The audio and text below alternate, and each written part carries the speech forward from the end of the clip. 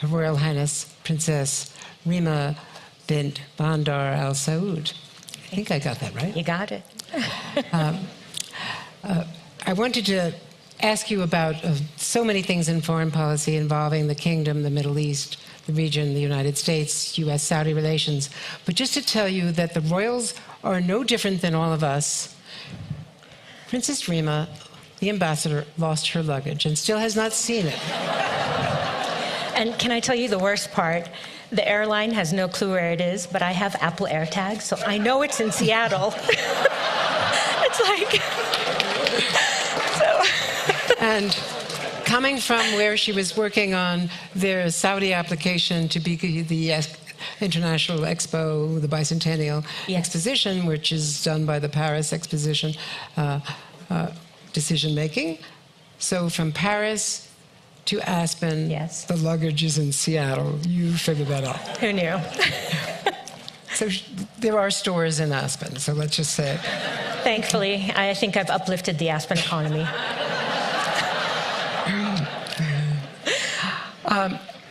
So you have been the first woman cabinet minister in the kingdom, the first woman ambassador.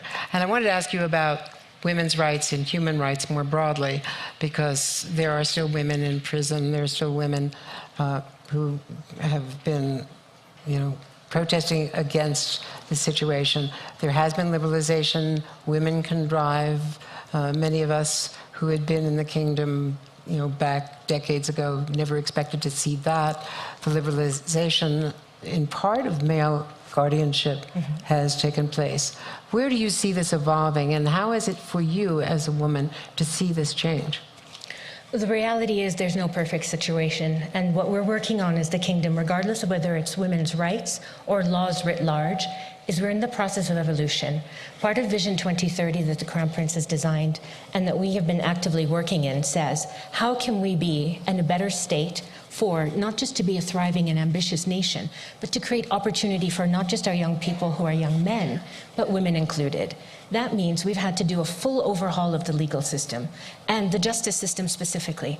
And as many of you are aware, legal change takes time. And unfortunately, it's never as fast as the situation needs it. But what have we accomplished? Since 2016, when I joined government, guardianship has been dropped, which means a woman, myself, can represent herself. I will tell you, when I left the kingdom in 2019 to be our ambassador in July, I needed my father's permission. August 19, women were liberated. And I am today a woman who is 48 years old, mother of 2, can represent myself. I can have full authority over my children, open a bank account, travel. Our age of maturity is 21 for women, but it's 21 for men too, which means for you it's 18, for us it's 21. A woman can have her passport, leave her home, travel, get on a plane, book a hotel room, take a job, any job, equal pay for women, self-representation, no discrimination in the workplace. Now, none of that is new or marvelous, but it's phenomenal for a woman who never had that. And I am that woman, regardless of a royal title. Are those rights conferred equally for women? Absolutely, equally. The kingdom. And they were taken away equally, by the way. So prior to these law changes, it didn't matter whether you were royal or not, wealthy or not. You were just a woman.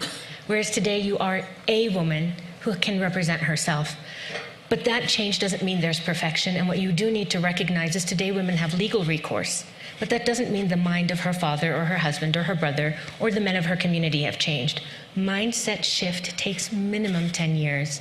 So the fact that we've been able to shift from the time that we were in, which is yesterday, to where we are today is shocking. And any of you who've been to the kingdom before would know, you would have had to cover up, and you would have felt a little bit uncomfortable everywhere you went.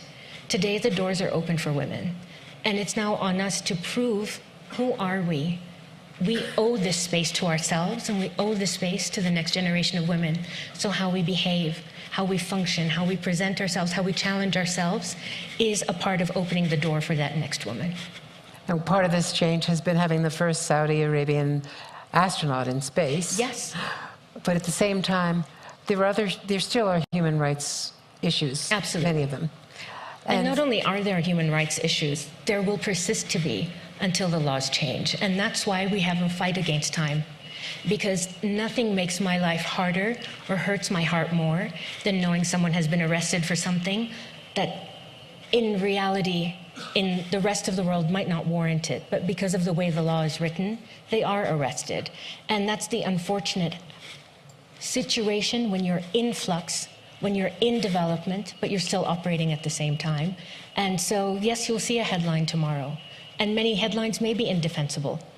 But what I will defend is the fact that we are working, and working aggressively hard to do it, not because someone's forcing us to, but we have to, because we owe ourselves that, and we owe the next generation the right to live in a country that they feel comfortable and secure in, where they know that the law that is being applied in the Northeast, where we do have a Shia community, is the same law that's passed in the center of the country, which is the same law that's being passed in the south of the country. And you will be judged based on the crime or not based on arbitrary emotional engagement of a judge who has not followed a canonized law. Canonizing law is the goal, and it's critical, and that's the goal. There has been criticism of the Saudi entry with a lot of money into live golf and soccer, that is a way of distracting attention from some of these problems. Sure. So I hear that a lot, and what I'll tell you all is, welcome to the architect of the sports economy for the Kingdom of Saudi Arabia. I was hired in 2016 to be the president of the women's department. My role then was to find women, include them in the value chain of sports, and to write the regulation that allows women to participate. So in 2016, we rewrote regulation, or introduced regulation, I should say, that is our equivalent of the Title IX, that allowed women to walk, run, jog, participate in any sport and every sport, PE in girls' schools, and women in broadcasting of sports, women to be seen playing a sport. And these are the same women that were told it was shameful before. And very quickly what we came to realize is this inclusion of women into the sports economy, yes, it created jobs for women, but that lack of job and lack of opportunity also existed for our young men. And we also had a challenge, which was the 4 non-communicable diseases: osteoporosis, hypertension, heart disease, and what was the last one? I think it was osteoporosis, hypertension, heart disease, but you get where I'm coming from. The point is, how can we get more people to participate in sports? How can we get young people to believe a sport is a job and an opportunity? How can we change the mindset of young people from being sedentary to be physically active? You can't be what you can't see. So what did we decide? We had a sports sector that had 9,000 jobs exclusively for men in soccer. We said we must create federations, increase sports, increase community sports activities. So we aligned ourselves not just with the Olympics, but with TAFISA, the Global Sports Organization for Community Sports Engagement. And we began to encourage young people to participate in sports. But here's what we found out. In the same way that LA Galaxy realized when you bring David Beckham, more people fill your stadium, more people want to come and work in sports, more people want to be encouraged and engage in this ecosystem of this environment of sports. Messi's going to Miami, exactly the same thing. We have Cristiano Ronaldo in Saudi. A stadium that used to have only 30,000 viewers today has 60,000. Not just men, but women also. We have a few other players coming in, and it's a free market. And we learned the concept of the free market from here, by the way. Let me ask you about your foreign minister's high-profile trip to Tehran. Yes. Last week. The Iranians have opened an embassy or mission in Jeddah. Yes.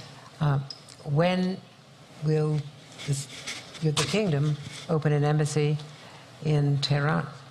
We're working on it. And a lot of people questioned why, after all of these years with all of the tension. But when we also talk about Vision 2030, it's not just about the social and cultural change in the country. It's about re-engaging in the region. How can we bring tensions down? Now, Iran, I don't need to repeat history for you. Yes, it's attacked us. Yes, it has had malevolent activities, not just towards us, but towards you. But what would it look like if we were more hopeful? What would it look like to the conversations that we were just listening to say, let me see what I can do to make sure my youth and your youth can live better, can have more opportunities. And their youth and our youth will not thank us if we don't take this opportunity to listen to each other and try to work together. It does not mean they agree with us with everything we do, and it doesn't mean we agree with them. Yes, we're still concerned about nuclear. No, we're never going to transgress any international law, regulation, or resolution. But we feel we owe it to our neighborhood to de-escalate. And it's not just with Iran. It's exactly why we're having conversations with Syria. We have millions of displaced people, and the status quo hasn't worked. We're looking at displaced people who could be the second group as large as the Palestinian displaced nations that are in Jordan, they're in Syria, they're in Lebanon, they're in Turkey. These people deserve to go home. And so we as the Arab League have said, by unanimous consensus, what would it look like, rather than the status quo, if we did engage and tried to do this better? And if it doesn't work, it doesn't work, and we go back to where we were. But we owe people a chance. I've been using Epidemic Sound as my go-to resource for background music and sound effects for the last... It was China that negotiated this rapprochement, and China has been moving into the region in big ways.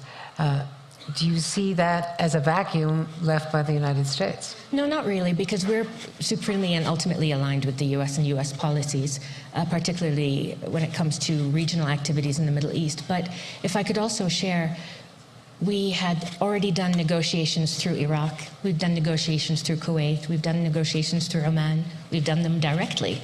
And so I think one of the most important things is to keep trying, because if we don't keep trying, we will create these assumptions about what other people think, and it will not lead to a healthy resolution. You do not want a nuclear Iran pointing itself at the rest of us.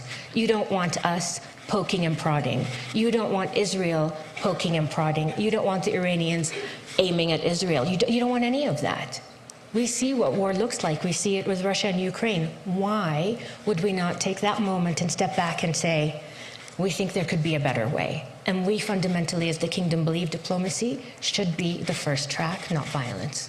Does that extend to supporting China trying to mediate between Israel and the Palestinians? We support anyone who's willing to talk to anyone. It just is the right thing to do. Can you see China also trying to negotiate between the kingdom and Israel? You know, the kingdom has a policy, which is we believe in a two-state solution. We want to see a thriving Israel. We want to see a thriving Palestine. Vision 2030 talks about a unified, integrated, thriving Middle East. And last I checked, Israel was there. We want a thriving Red Sea economy. We want our African partners and neighbors to thrive. That is the ultimate goal. But the resolution has to come with equitable peace and dignity of living for both parties. I don't think there's any Israeli mother that wakes up every morning celebrating rockets coming over. I don't think there's one Palestinian mother that celebrates her son or daughter losing their life for this conflict. It's been too long. And I'll tell you, my father was our ambassador for 23 years to the United States. I mourned those 23 years. Those were 23 years. He lived on an airplane, and many of you who've known him in this room know he dedicated his life to solving this situation. So nothing would give me more pleasure than to be Saudi Arabia's first female diplomat in the United States of America and see a resolution to the Palestinian-Israeli crisis, because it's a crisis that robbed me of my father. And so I want to see it ended. But when we think about Vision 2030 for an integrated Middle East, how phenomenal would it be for any of you here who have a Jewish faith, who've gone and done trips to Israel, to actually feel more safe going to Israel? How many Muslim people in this room, or friends of yours who are Muslim, would feel wonderful to be able to go to Bethlehem and pray, or to Jerusalem, or to land and go to their home and see where their grandparents were? What a beautiful story would that be on the Ideas Fest in Aspen, Colorado, to have somebody tell us that story, and I hope I live to see that day.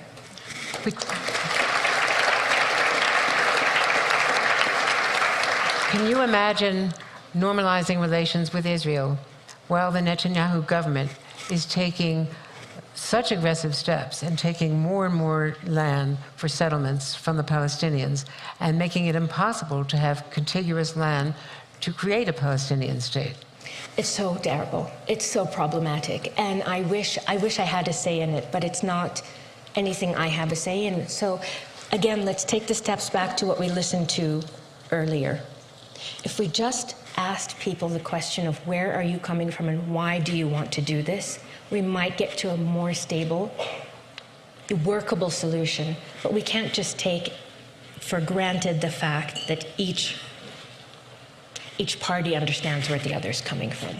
We can't take that for granted. And I think the conflict has gone for so long that these walls have been built psychologically and emotionally that are very hard to overcome. And call me naive, but I think it's time for people to have faith and hope in humanity and to address conflict with that spirit, and I don't think we are. And so I really will tell you, the settlements are problematic, and the kingdom has spoken out very publicly about this, and it does make it more difficult for people to take those steps. But I will tell you, people talk about normalization. We don't say normalization. We talk about an integrated Middle East, a unified Middle East that becomes a bloc like Europe, where we all have sovereign rights and sovereign states, but we have a shared and common interest. So that's not normalization. Normalization is you're sitting there and I'm sitting here, and we kind of coexist, but separately. Integration means our people collaborate, our businesses collaborate, and our youth thrive. Well, there are flights now, overflights, there's connections now There are. and travel, but could you recognize Israel diplomatically as long as the government of Israel is taking so much land from the Palestinians? Look, I think it's problematic, and I think it's something that we're trying to solve. And it's something that we and anyone who has a hope for peace should want to see resolved and should want to see pulled back. And that's the kingdom's position. We don't think it's helpful. We don't think it's just. The kingdom wants the U.S. to support a civil nuclear program for Saudi Arabia. If that does not happen, would that be a deal breaker for proceeding towards normalization with Israel? You know, the kingdom has aligned itself with the U.S. We come to the U.S. for our technology. We come to the U.S. for our education. We come to the U.S. for our future. And the reason why is this country, 80 years ago, is the country that opened the door to our energy. You came through your energy companies and unlocked Prosperity 7, which was the well that today is the pipeline and the source of what Aramco is and the lifeblood of the kingdom. So we'll always come to you first. And we'll always come to you first because we believe that you don't only take, but you co-create, because that's what you did with us. So whether it's nuclear, whether it's education, whatever the subject, we will always come to the U.S. first. But if we do not supply Saudi Arabia with the nuclear technology, would you get it from someplace else? There are plenty of places. Honestly, I think that's too big a conversation to debate today.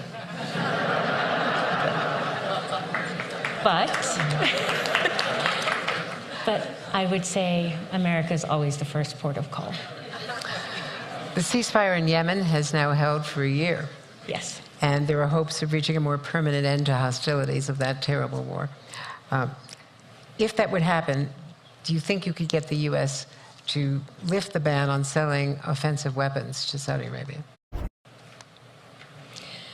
Look, we've always had a debate. What is the difference between offensive and defensive? And anyone who likes football will tell you that the best defense is a great offense. Today, if missiles are being shot across the bow, are you better served having to be right, taking down every single missile, or are you better served taking down the launcher? Because you could have 1,000 missiles and not one's going to take off if there's no launcher. So we would debate and perhaps present, we would all be better served getting rid of launchers than having to shoot a missile out of the air, because we would have to be right every single time, whereas the individual launching only needs to be right once. Has the U.S. offered you those assurances? We're still in conversation, to be honest with you, and it's something I discuss daily, not just with the White House, but the State Department, and I'm on Capitol Hill, and that's the proposition that I make. But I will tell you, there have not been hostilities with Yemen or shots across the bow. For over a year, we've not had kinetic engagement, and so I would tell you the goal is peace. But when somebody's thinking about taking a shot across the bow, they do think twice if they know you can hit back. It just is what it is. It's human nature. And if any of you have had a son who's in school who gets hit by a bully, when you hit the bully back, it's not what the principal wants you to do, but they don't get hit back. If somebody knows you can stand up for yourself. And that's our ask. We're not asking for your boys and girls to come across our borders. We're asking you to allow us to defend ourselves. You mentioned Syria earlier and all of the displaced people. I've been to some of those refugee camps and seen also how Russia and Damascus have bombed those people out of their homes. And it raises the question, Assad has used chemical weapons against his own people. The war crimes are profound. Yes. Yet he's been invited back into the fold of the Gulf Council.